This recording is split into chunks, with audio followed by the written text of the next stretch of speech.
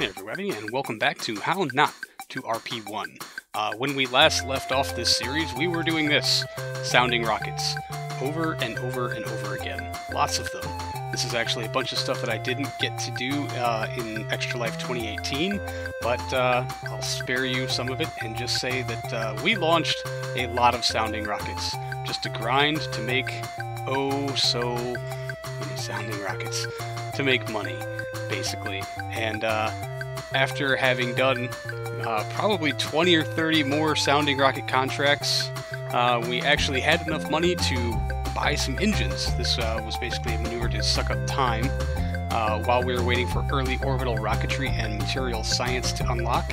And once they were unlocked, we needed to raise money so that we could buy at least an engine from, and well, unlock Tank 2 also, which now brings me back to the VAB, where with the LR-89 and Tank Type 2 unlocked, because I didn't want to spend all of the money unlocking all of the engines, because that's how I have gone broke before, we will start building out what I intend to be our very first actually orbital rocket, kind of abandoning all of the prospective plans that I had made in the past, seeing as how they would need to be completely rebuilt from the ground up anyway to accommodate the new tank type.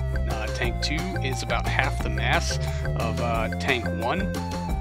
Even in its high pressure configuration, it weighs a whole lot less, which is basically the key to getting most of this done. With just this tank type, I think we could have gone straight to orbit on the RD-103M, which we do now also have unlocked, but I didn't know that, and I had already spent the money on the LR-89, so we might as well go on ahead and use the new engine, despite the fact that we have no real reliability bits for it.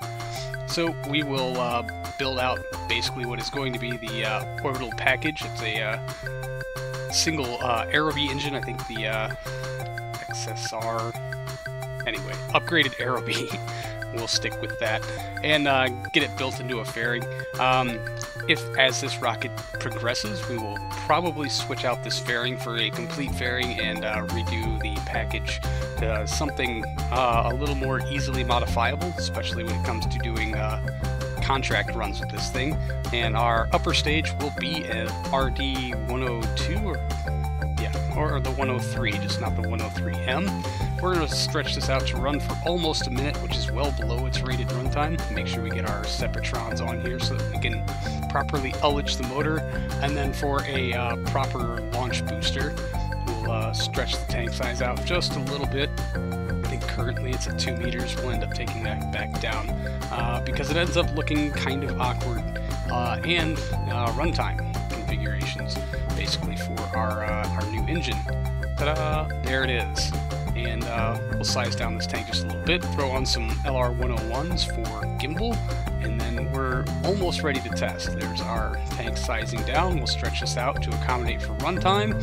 We'll get some clamps on it eventually. Probably only need the 2. Orbiter 1, because I'm completely not creative. Alright, okay. This is our first simulation of what we hope to be an orbital rocket. There's ignition. Clamps off, let's go. Alright, well, by the numbers, we should have more than enough to see this thing all the way to orbit. We're hoping. A new DLL in the crash simulation mod turns off part failures, thankfully, so we don't have to go through 10,000 simulations of this engine failing before we figure out that it's not going to work. Alright, and TWR is absolutely phenomenal, so we can start our gravity turn probably a little earlier than what I did. I don't want to overdo it and stress out the structure with aerodynamic forces. Gently now. Maybe we can lock the gimbal on our main engine. I don't think we really need this much authority.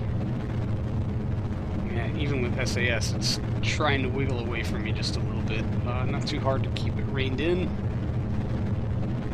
Generally speaking, of course.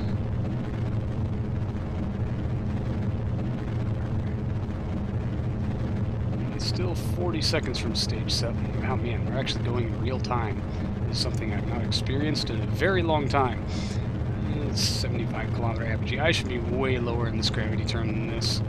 I should have been a lot more aggressive, so, you know, we'll just get below the prograde vector. Not too much as far as aerodynamic stresses this high up anymore, so we can be a little more inefficient. Oh yeah, we just crossed the "we're definitely going to space today" threshold. I want to say, but after our second stage burns out, we will not have avionics. Alright. Stage SEP. Alright. Good light on the second stage. And we're just going to swing it right down the horizon, basically from here on out.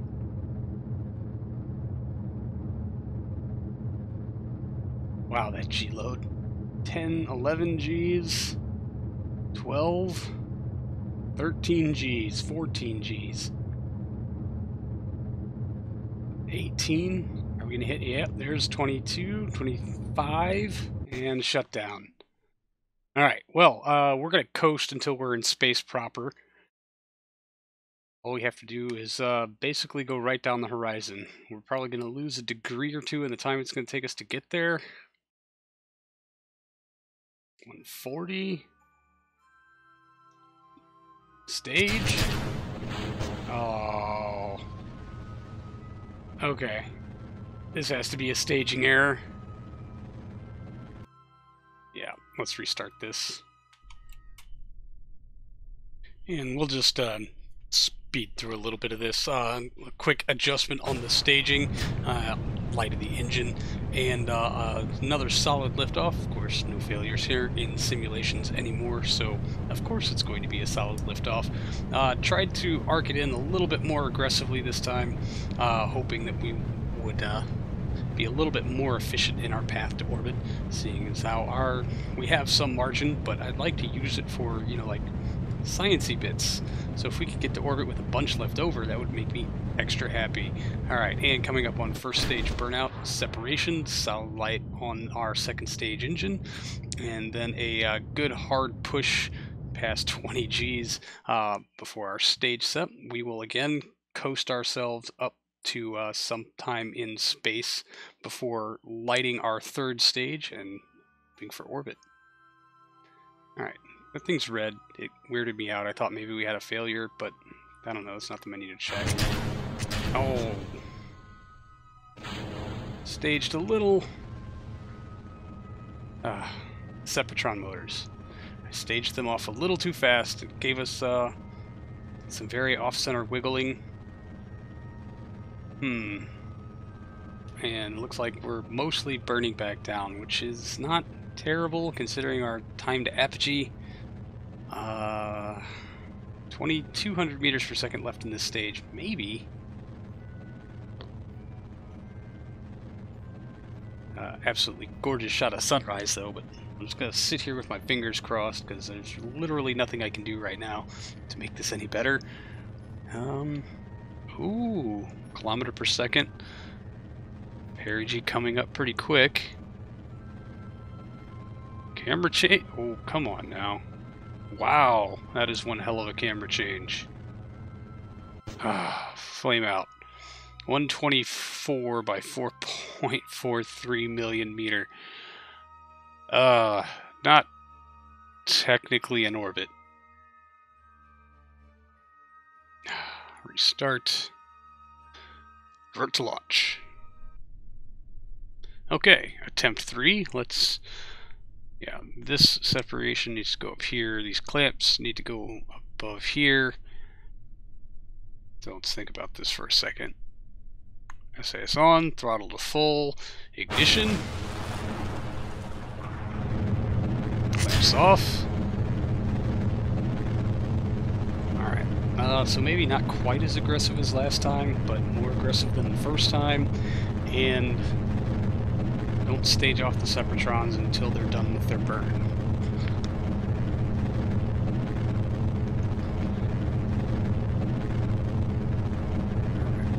start to lean into this and see if maybe we can be somewhere around 50 degrees at max Q.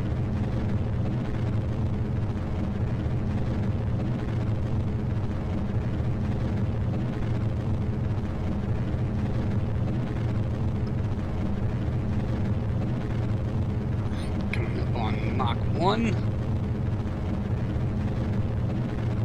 We are past Mach 1. Let's probably try to stay in the prograde vector, please.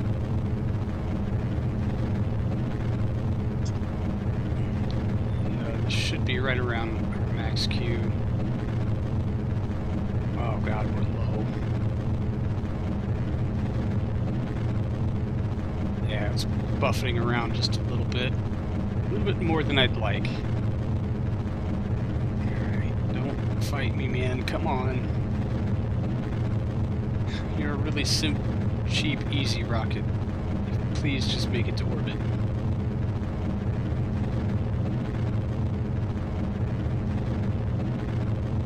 Right, 33 kilometers, apogee 90 kilometers and climbing. We could probably be a whole lot lower than this. I'm just, we could pitch all the way down right now if we wanted to.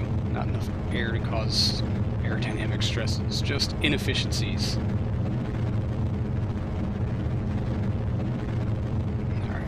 Let's get leaned in here. Yeah, the second stage is so much TWR. Stage SEP. Mission. Ooh, bring it back. There you go. Alright, so right now, let's go right down the horizon. Maybe touch it up to be a degree or two under the horizon come stage SEP. I don't know how we have roll control, but why not? Let's use it. Still only 94 kilometers altitude.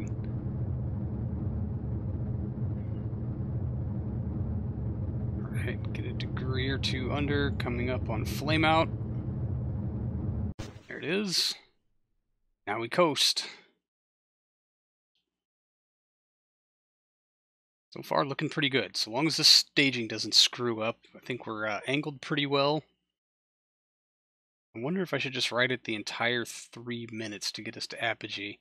The runtime is almost a minute, 55.4 seconds. So really, if we went about,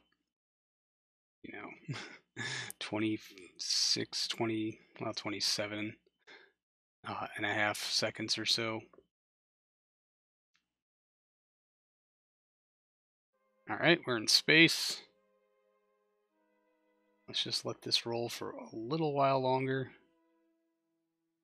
We're tilting down. No. Stage SEP. Oh, really? Come on. That was interesting. I guess maybe I had those decouplers ordered incorrectly. But, we have rotation. We're stable. We're moving in the correct direction. Ish. We're actually pushing our apogee further out ahead of us, so we're doing okay. We're not going to push our apogee behind us and go screaming through the atmosphere. That's good. It's all hands off now, though. So, whatever happens, happens. I'm surprised with such little rotation that it's actually still stable. Oh, camera change. Yes! Keep going. Keep going. There's flame out. 4.82 by 162 kilometers. That is a stable orbit. And what a sight we're left with. That's awesome. This is, in fact, an orbital class rocket. It's a wonky orbit, but it's an orbit. We could probably shut that engine down a little sooner to keep things from going all terrible. Hooah! That's awesome. Bermuda.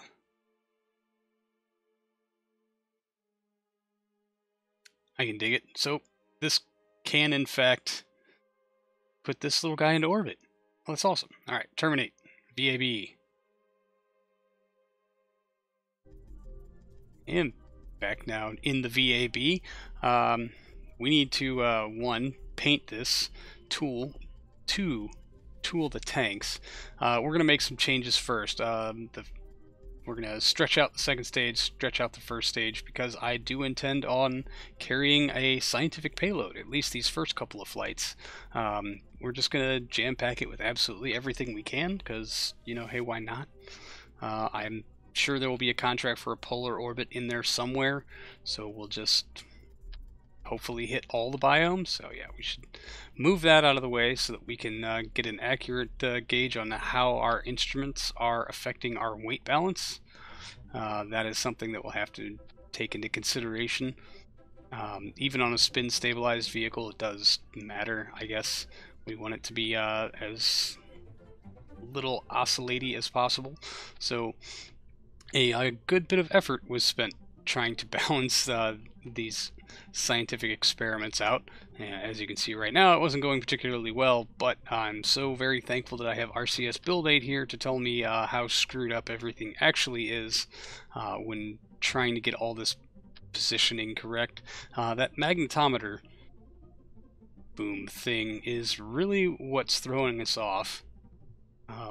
It's just so big and awkward and weird. So we're going to try to make the big experiments sit on one side and everything else on the other. RCS Build Aid was kind of getting in the way, so I removed it for a minute there. Still a bunch of rotation, but we're going to try to work through this. There it is. None torque. Excellent. We'll put our spin stabilization thing on, we'll get our radio in action group set up, and we'll get a few of these thrown onto the production line so that we can try to make this orbit happen for real. Hopefully in the next episode. I make no promises because I don't know what's going to happen yet. So anyway, thanks for hanging out, everybody. I really appreciate it, and I will see all of you in the next one. So until then, see you later.